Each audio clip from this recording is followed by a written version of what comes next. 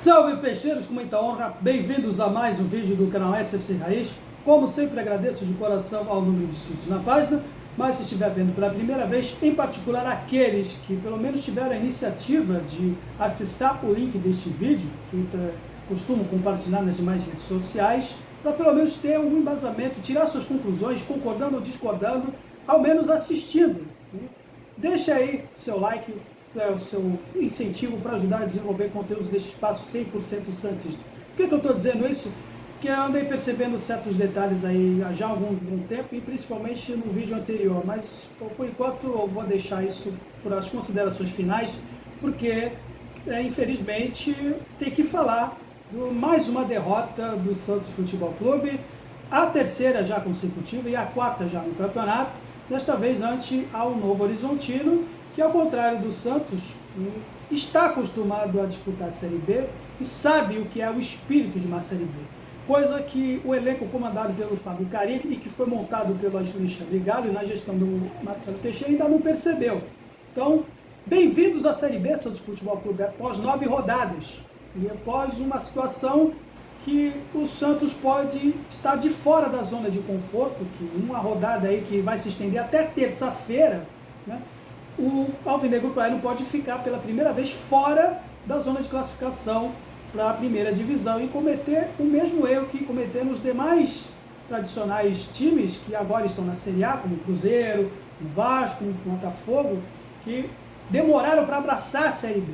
Parece que o Santos ainda não abraçou, na pessoa do seu elenco, que entre um intervalo de uma derrota e outra, até inclusive teve alguns que criticaram a logística de trajeto para Novo Horizonte, demorando 6 horas para viajar de ônibus.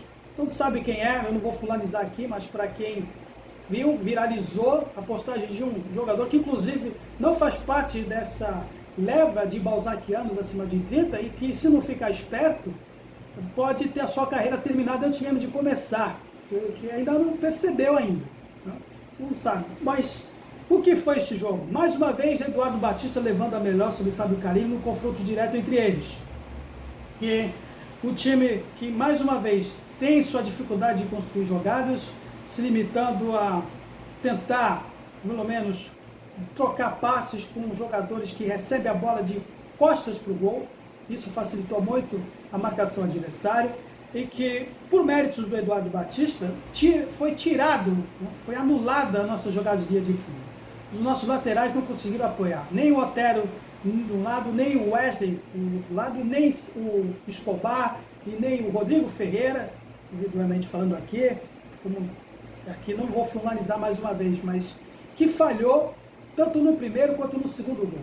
Atuação desastrosa em termos individuais dele, e que na qual não teve o apoio na parte da linha de fundo. Tirou as jogadas de linha de fundo, tira completamente, ou pelo menos parte dela, as possibilidades do Santos de pelo menos finalizar. E vem uma dificuldade que esse time, que ainda não está acostumado a abraçar a Série B, tem. É um reflexo ainda.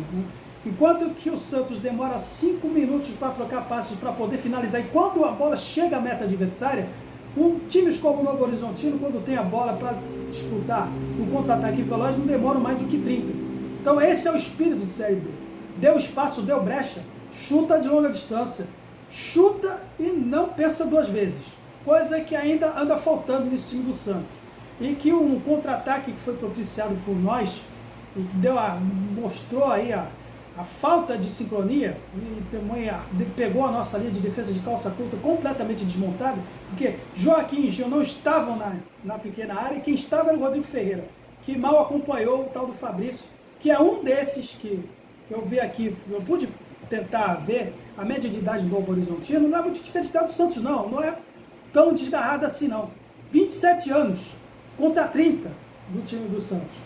Tem alguns jogadores aqui, o zagueiro central deles, o Donato, 35 anos, Luca, no caso de 30 anos, Marlon, que foi uma das peças fundamentais desse time do Novo Horizontino, 30 anos também, Giovani, também 30 anos. Então, nos setores estratégicos, aí sim, nas laterais, sim, eles tiveram essa vantagem pela intensidade, pela garra e pelo fato de serem relativamente mais novos, terem mais gás em termos físicos nessa equipe do Fábio Carilli. Nossas ações ficaram limitadas com relação a isso. Então demorou até para o próprio Carille cair a ficha, que sem as jogadas pelas pontas, sem poder explorar, pelo menos chegar até a linha de escanteio, a gente não consegue construir pouquíssimas chances de propiciar desarmes dos adversários. E tanto que o gol de empate no segundo tempo veio quando o tal do Marlon se lesionou e o rapaz do Novo Horizontino, o substituto dele, estava fresco no jogo. Quando o Patrick entrou no lugar do Wesley, que estava mal, muito mal, para deslocar o Otero pela direita, perdemos essa intensidade de linha de fundo com o Patrick, mas por outro, podemos dizer que pelo menos ele pode se gabar de ter dado assistência para o gol do empate. Uma jogada que começou pelo meio, uma troca de passes com Juliano, o William Bigode, que mais uma vez sumidaço na partida. O Patrick, pela única vez que o Diego Pitoca conseguiu avançar na entrada da área para fazer o gol de empate. Mas não deu nem tempo para a gente comemorar, porque eles conseguem ter essa intensidade na linha de fundo que se refletiu no segundo gol. Jogada pela ponta do cruzamento e mais uma falha de marcação individual do Rodrigo Ferreira. Deu espaço para o rapaz que estava indo de trás fazer o segundo gol. E aí a perna cansada, né? O João Schmidt, que está retornado agora, por exemplo, começou a cansar. Temos mais espaços na linha do meio do campo. Eles que não tinham, estavam se limitando apenas nos seus contra-ataques rápidos, começaram a ganhar terreno dos seus desarmes, nas jogadas rápidas. Demorou para o Carille tirar o João Schmidt, para pelo menos dar opção para o Sandro, que está mais uma vez outro rapaz que está retornando de lesão. Enfim, o Pedrinho retornou também de lesão, para tentar dar esse recurso pelas pontas, junto com o Rainer, que poderia ter entrado já bem antes, né? E o Carille que demorou demais para ter tirado o Rodrigo Ferreira. Enfim, a gente está pagando por esses certos detalhes, pequenos detalhes que podem nos custar caro até o fim da temporada, em especial da atitude.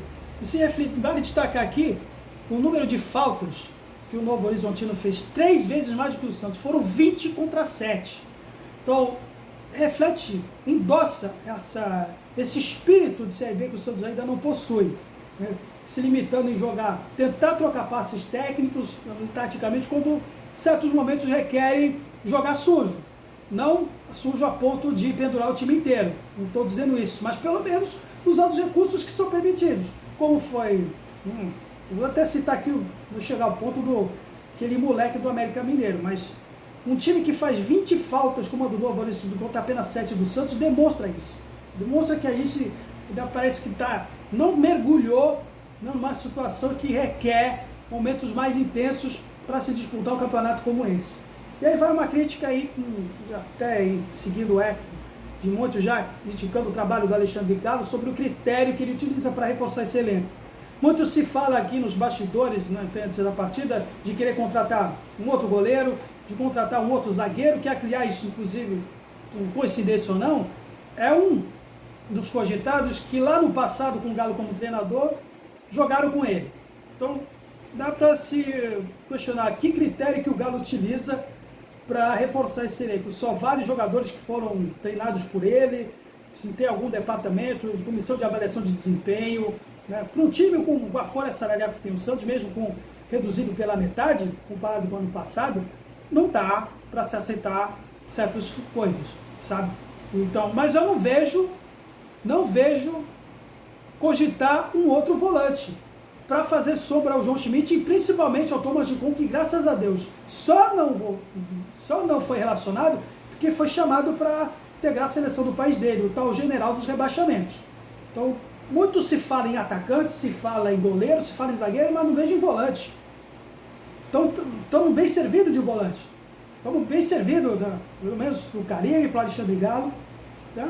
É esperar, é a mesma coisa para seguir em frente. Então, infelizmente, falta ainda esse espírito que o Santos precisa abraçar, e agora vamos enfrentar o Operário, que ao contrário do que é o Santos, que vendeu o seu mando de campo contra o Botafogo, com certeza não vai abrir mão de jogar no seu estádio atancanhado, no seu gramado, na qual com certeza vai impor muita dificuldade contra nós. E os adversários aí que começaram mal, como o Avaí, começaram a se recuperar, Ceará começou mal, está se recuperando, já está próximo do Santos. Então, é bom a gente ficar esperto. Por enquanto é isso, e cumprido aí as minhas considerações finais. Se você chegou até aqui, agradeço mais uma vez de coração de não ter se limitado apenas em olhar o título do vídeo, pensando que é um comentário em grupo de WhatsApp, para depois tirar aí suas conclusões, julgando pelo seu próprio espelho. Ele sempre tem um certo rapaz, um Zé Bussa, que não tem nem se deu o trabalho no meu vídeo e que acaba tecendo comentários, fazendo certos comentários em grupinhos de rede social, literalmente cagando Nutella pelos dedos, julgando-se pelo próprio espelho. Mas se você provou que não é esse tipo de rapaz, agradeço como sempre de coração, não praticou essa desonestidade com você mesmo. Mais uma vez agradeço e até a próxima. Santos sempre santos, valeu!